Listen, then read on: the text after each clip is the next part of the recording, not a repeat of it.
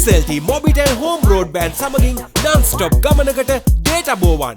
SLT Mobitel Home Broadband සමගින් non-stop ගමනකට data බෝවන්.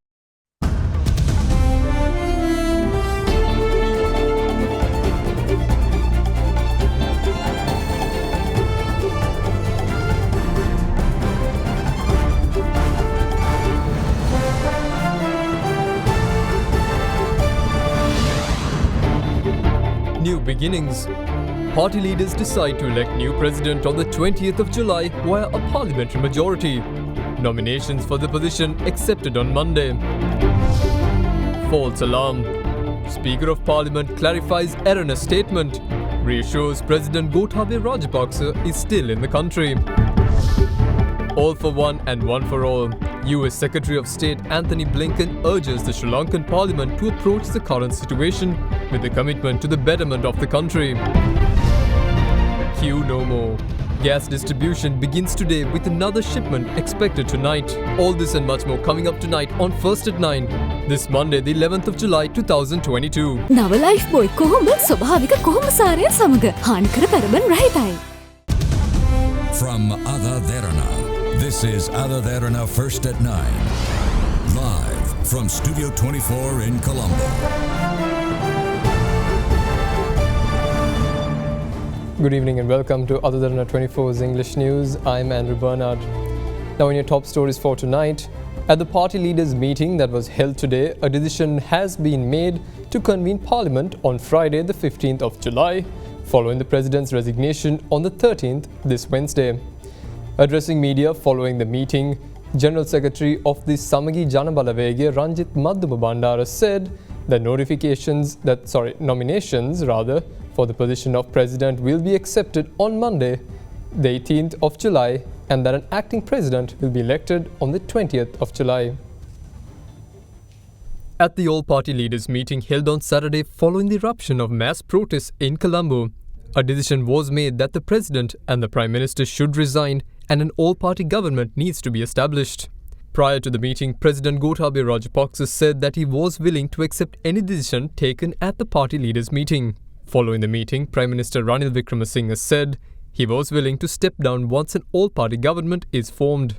This morning, the Prime Minister's office said that the President has officially informed Prime Minister Ranil Wickremesinghe that he will resign on the 13th of July as previously announced. In this backdrop, several ministers of the cabinet met with Prime Minister for a discussion at the Premier's office. During the meeting, several ministers representing Sri Lanka Podujana Peramuna have communicated that they will resign from their cabinet portfolios once an all-party government is formed. Meanwhile, in the afternoon, a special party leaders meeting to discuss the way forward following the resignation of President Gotabaya Rajapaksa was held in Parliament under the patronage of Speaker Mahinda Yapa Abewardana. During the meeting, party leaders have reportedly decided to convene Parliament on Friday, the 15th of July, following the President's resignation. General Secretary of the Samagi Janabalawege Ranjit Madduma Bandara said that nominations for the position of President will be accepted on Monday, the 18th of July, and that an acting President will be elected on the 20th of July. එක අපේක්ෂකයෙක් ඉදිරිපත් වුණොත් ඡන්දයක් තියන්න ඕනේ නැහැ. එක්කෙනෙකුට වැඩි ඉදිරිපත් වුණොත් ඡන්දයක් තියෙන්න ඕන. ඔබතුමාලා යෝජනා කරන්නේ කවුද ඔබතුමාලා පක්ෂ? අපි සජිත් ප්‍රේමදාස මහත්මයා තමයි අපි යෝජනා කරන්න ඕන. ජනාධිපතිවරයා විදියට. තව නම් යෝජනා වෙලා තියෙනවද? දන්නේ නැහැ තව නම් කීයක් යෝජනා වෙලා තියෙනවද කියලා. දන්නේ නැහැ. නමුත් අද පුහුට්ටුවෙන්ම ජනාධිපතිවරයෙක් පත් කර ගැනීම ජනාරගලයට ජනතාවගේ විරෝධයට පිළියමක් නොවේනේ. Meanwhile, in a statement, opposition leader Sajith Premadasa once again reiterated that he is willing to give leadership to the island. ජනාධිපතිවරයා අගමැතිවරයා පොහොට්ටු ආණ්ඩුවේ ජනවරම අවසන් විපක්ෂයේ අපි සූදානම් රට ස්ථාවර කිරීමේ රටේ ආර්ථිකය ගොඩනැගීමේ වැඩපිළිවෙලට නායකත්වය ලබා දෙන්න අපි සූදානම් මාතෘ භූමිය රැක ගන්න. In the meantime, independent MP Partali Champika Ranawaka and leader of the Jatika Janabalawege Anura Kumara Dissanayaka met to discuss the way forward for an all-party government. අනාගත අන්තර්කාලීන පාලනයක හැඩරුව පිළිබඳව ඒ වගේම මැතිවරණ පැවැත්වෙනවා නම් ඒ මැතිවරණ පැවැත්වීම දක්වා මොන විදිහේ වැඩ කටයුතු කරන්නේ කියන එක පිළිබඳව කතා බහක නියැලුණා.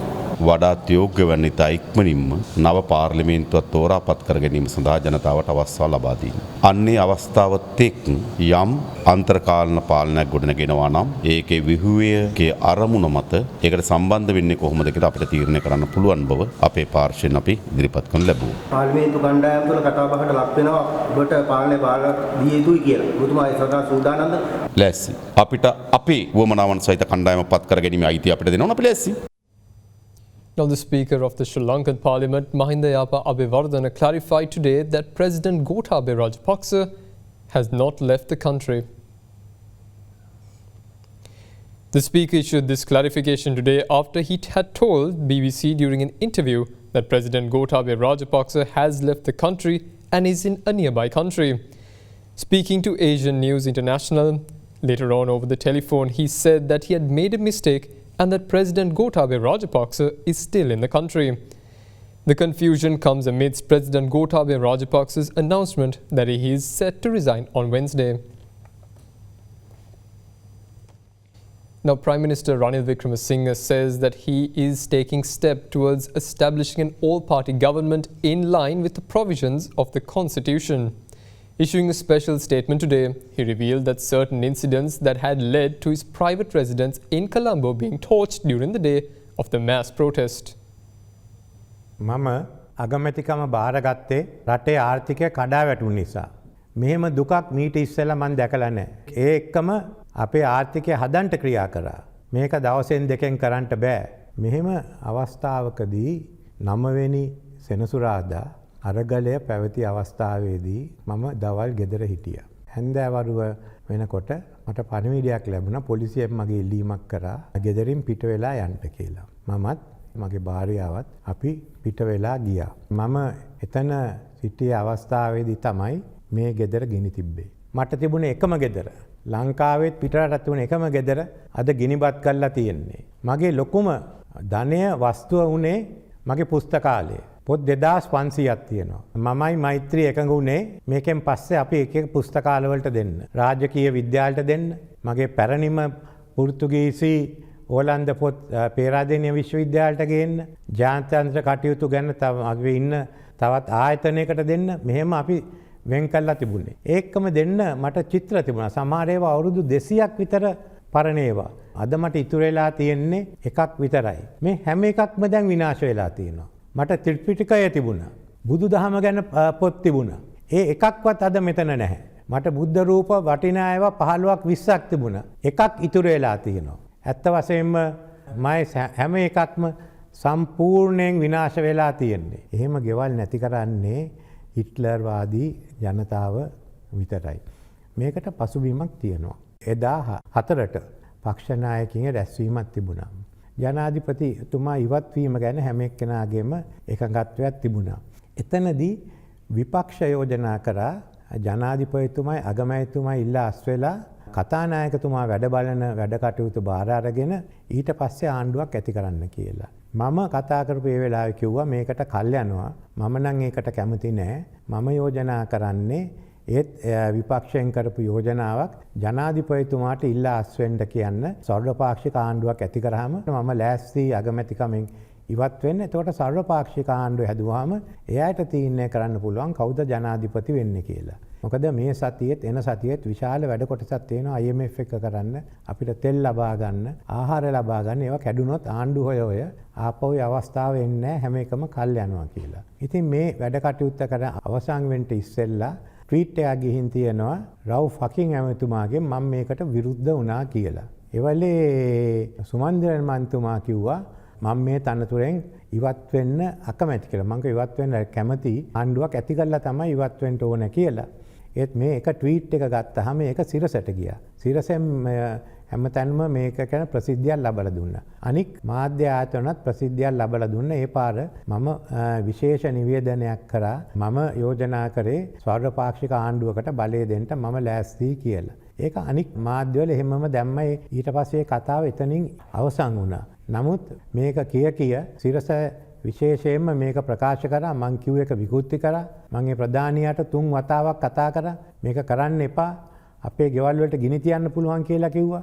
ඒත් එකක්වත් අහුම්කම් දුන්නේ නැහැ. ඒකට කණ්ඩායමක් ඇවිල්ලා හැටියදී පොලිසියෙන් එතන කඳුළු ගෑස් ගැහුවා. ඊට පස්සේ ආපහු තව කණ්ඩායමකට කඳුළු ගෑස් ගැහුවා. පොලිසිය කඳුළු ගෑස් ගහන අවස්ථාවේදී එක මාධ්‍යවේදියෙක් එතන වැටුණා. ඒගොල්ලෝ චෝදනා කරා ගැහුවා කියලා. කොහොම හරි ඒ ගැන අපි කනගාටුව ප්‍රකාශ කරා. ඒත් එහෙම සිද්ධියක් ඇති වුණා නම් ඒ නිලධාරියාට විරුද්ධව තියෙන්නේ පොලිසියට දැනුම් දීලා පරීක්ෂණයක් ඉල්ලන්නේ. ඒ වෙනුවට මොකද්ද කරේ? වටේම යවුවා මෙහාට එන්න මේ ගෙදරට ඇවිල්ලා තමයි කරන්න ඕන කියලා එන පාරවලුත් පෙන්නුවා. පස්සේ කිව්වා මෙතෙන්ට එන්න පොලිසිය නවත්තන්න බෑ. අපි නීති උපදේශ අරගෙන තියෙන්නේ කියලා. මේ කණ්ඩායම ආවහම පොලිසිය බැටන් පහර දුන්නා. කඳුළු ගෑස් ගැහුවා. අන්තිම එක තිබුණේ වෙඩි තියන්න. අපි වෙඩි තිබ්බේ නැහැ. එයා ඇවිල්ලා මේක ගිනි තිබ්බා. දැන් මෙහෙම ගෙවල් ගිනි තිබ්බා. මගේ එක විතරක් නෙමෙයි ජනාධිපති මන්දිරය, අරලියගහ මන්දිරය, ජනාධිපති ලේකම් කාර්යාලය මේ හැම එකේම ඇත්ත වශයෙන්ම දැන් අරගෙන ලිපි ලේඛන සියල්ලම නැති කරලා තියෙන්නේ. ආණ්ඩුවක් වැඩ කරන්න ඕනේ නීතිය අනුව. ඒ වගේම අපි ව්‍යවස්ථාදායක අනුව ක්‍රියා කරන ව්‍යවස්ථාවෙන් පිට අපි ක්‍රියා කරන්නට යන්නේ නැහැ. මම ඉන්නේ මෙතන ව්‍යවස්ථාව ආරක්ෂා කරන්න. ව්‍යවස්ථාව ආරක්ෂා කළ ව්‍යවස්ථාව තුලින් ජනතාවගේ මතයට කන් දෙන්න.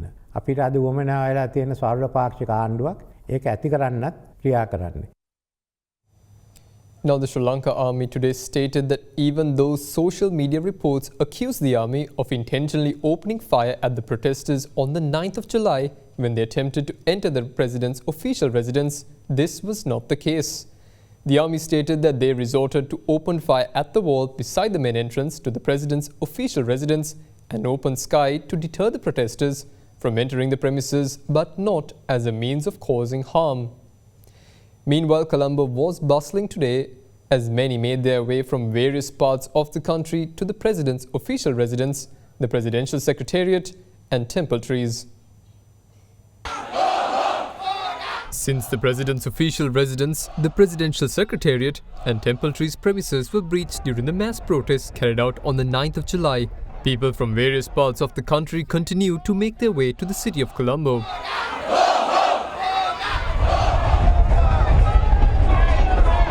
In the meantime, the police officer who was seen openly expressing support to the protesters on the 9th of July in Maragama was arrested by security forces personnel early today after he had attempted to enter the president's residence with a machete. The security personnel at the president's official residence had immediately arrested the police officer who walked into the premises with a machete while clad in police uniform. Meanwhile, the once lush and maintained official residence of the president had a somber look this morning as visitors to the premises continue to cause damages to the property. People visiting the president's house, which had stood the test of time, housing a total of 29 governors since the British rule and 6 presidents since independence, have continued to disregard the significance and historical value of the location as many valuables of the property are destroyed.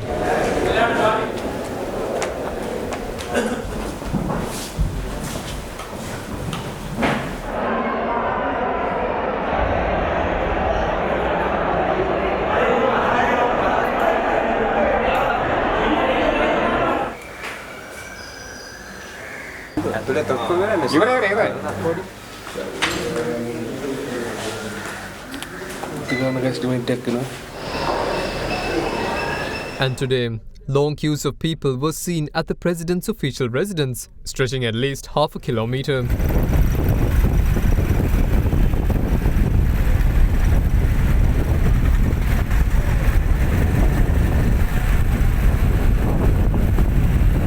Similarly, the crowds that visited the Prime Minister's official residence, Temple Trees, was second to none as many were seen flocking into the premises.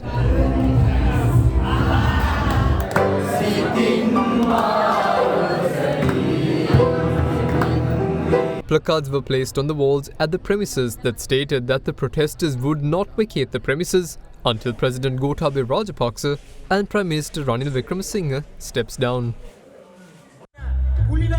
A musical show was also organized at the Temple Trees last night.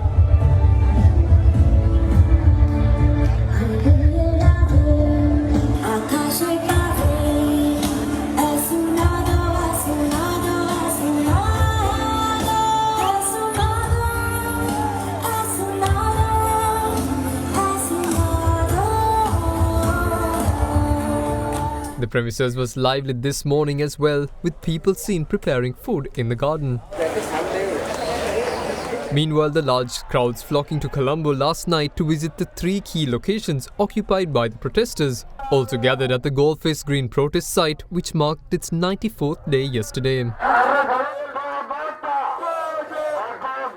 This morning, many people were seen queuing outside the presidential secretariat.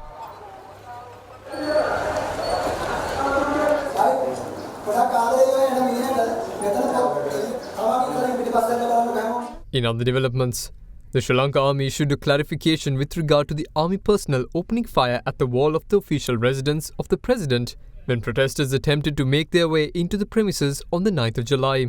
The Sri Lanka Army stated that social media reports claiming that the army had intentionally opened fire at the protesters are false.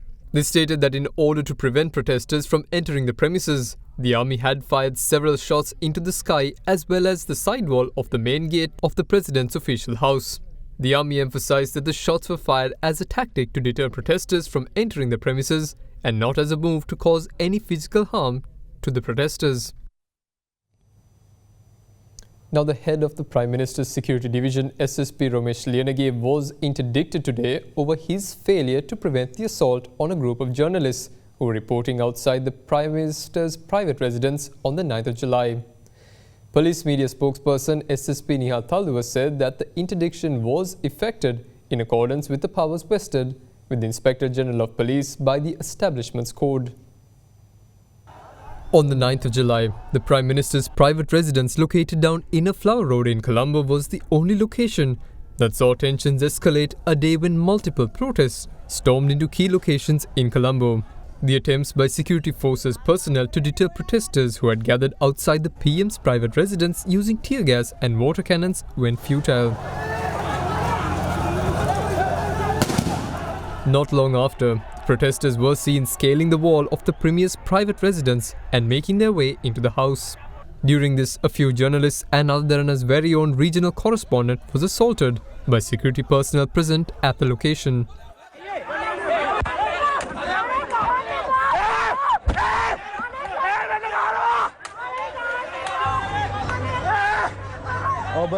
As such, police spokesperson SSP Nihal Talduwa said that the Police Special Task Force SSP, who was in charge of security at Prime Minister Ranil Wickremesinghe's private residence, has been interdicted for failing to prevent the assault on a group of journalists. SSP Romesh Liyanage was serving as the director of the Prime Minister's Security Division of the STF. The police spokesman said that the interdiction was implemented in accordance with the powers vested in the Inspector General of Police by the establishment's code and subject to the approval of the Public Service Commission.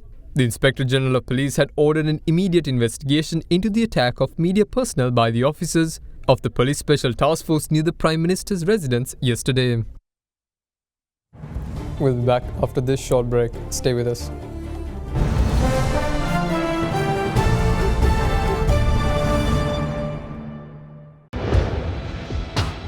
Big 3.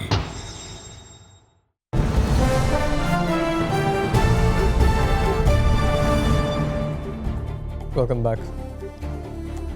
The Indian High Commission categorically denied reports circulating on social media regarding India sending troops to Sri Lanka. The High Commission noted that the reports and the views were not in line with the position of the Government of India. They further went on to say that the spokesperson of the Ministry of External Affairs of India, Arindam Bagchi, clearly stated yesterday that India stands with the people of Sri Lanka as the country seeks to realize aspirations for prosperity and progress through democratic means and values, established institutions and constitutional framework. The Indian High Commissioner's tweet comes after senior BJP leader Subramaniam Swamy took to Twitter saying that both Gotabaya Rajapaksa and Mahinda Rajapaksa were elected in a free election with a thumping majority. Subramaniam Swamy questioned on his tweet how India can allow a mob to overturn such a legitimate election. No democratic country in our neighborhood will be safe, he said.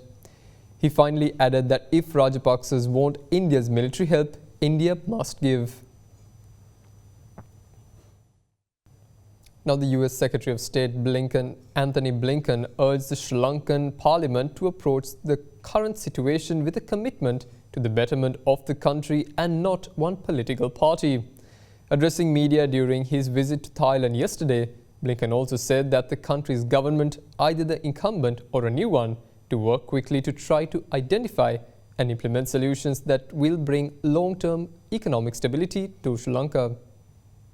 On Sri Lanka, can you comment on the crisis layer as the country is facing the worst economic crisis since its independence and its president is going to resign next week? Would you attribute the crisis to the food and energy prices hike linked to Russia's invasion in Ukraine, and if it would cause similar instability in other parts of the world? With regard to Sri Lanka more broadly, this is something that we're closely following. We're looking at the political developments. We've seen now thousands of people of all backgrounds taking to the streets, looking for accountability, looking for transparency, looking for a better future. I would note that the Prime Minister announced that he will step down when all parties agree to form a new government.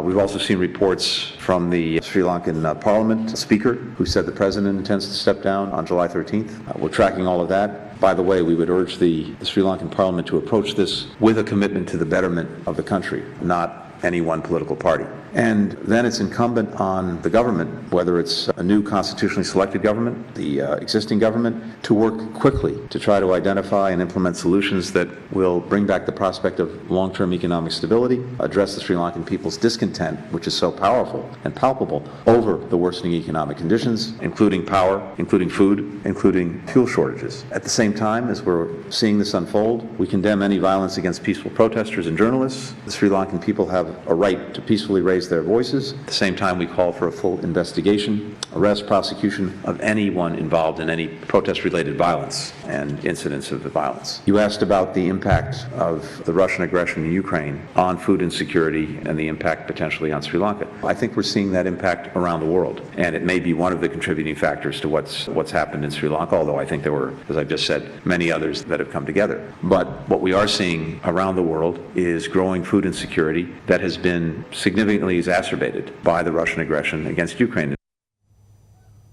Now, Pope Francis yesterday issued a message to the leaders of Sri Lanka not to ignore the cry of the poor and the needs of the people, an appeal for peace within the country. Speaking from St. Peter's Square for his Sunday Angelus message, the Pope expressed solidarity with the people of Sri Lanka, who he said continue to suffer from political and economic instability.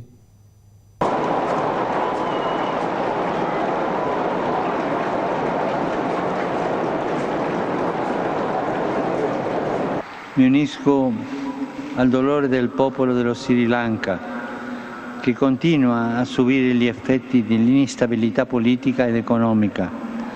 Insieme ai vescovi del Paese rinnovo il mio appello alla pace. Imploro coloro che hanno autorità di non ignorare il grido dei poveri e le necessità della gente. Now, Minister of Power and Energy Kanchana Wijesekara said today that complete payments have been made for 2 shipments of diesel and petrol to the Indian Oil Company with the aid of the Central Bank and the Ministry of Finance. He said that the shipment of diesel is expected to arrive between the 15th and the 17th, while the shipment of petrol is expected to arrive between the 22nd and the 24th of this month. Sri Lanka's fuel crisis continues to add to the woes of the people and the overall negative impact it has on the economic activities of the country.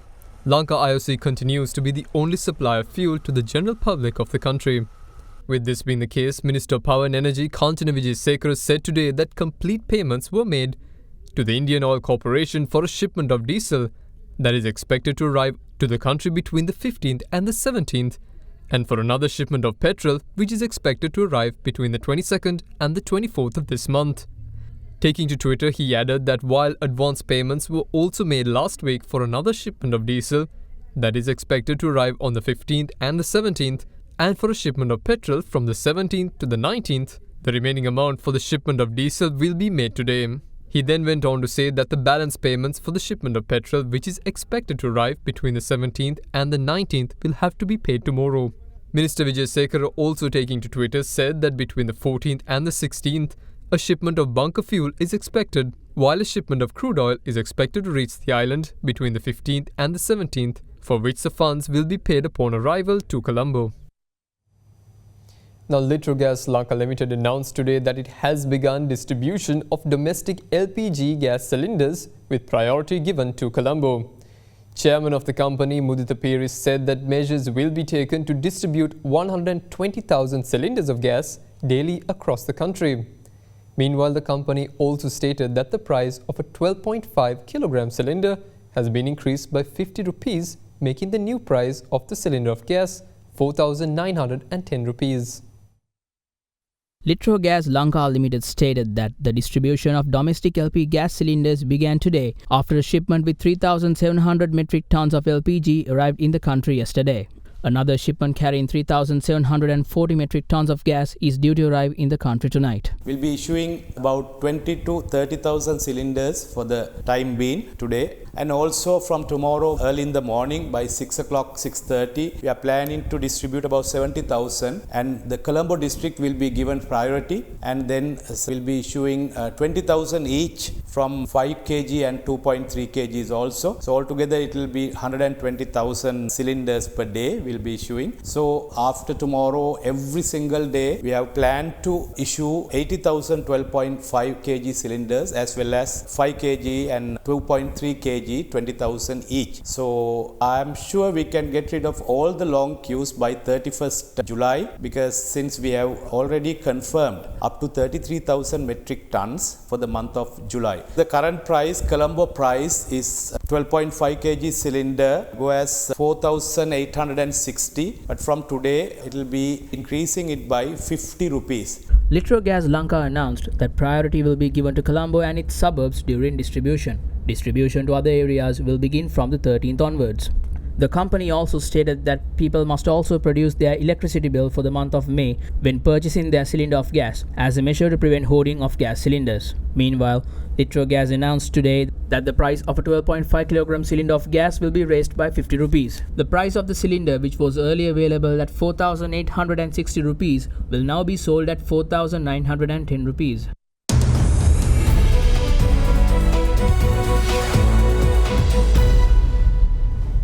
Now the Sri Lankan stocks ended in green today with the all-share price index ending 3.13% up to 7,302.15. The CSE all-share price index trading volume rose 52.9 million from the 22.9 million in the previous session. The market turnover was 811.1 million rupees, up from 385.9 million rupees in the earlier session. Transportation sector was the top contributor to the market turnover, whilst the sector index gained 6.90%. Food, beverage and tobacco sector was the second highest contributor to the market turnover, while the sector index increased by 2.65%. Foreign participation in the market remained at subdued levels, with foreigners closing as net buyers. Now that's all from us here at First and 9. Have a pleasant evening. Good night.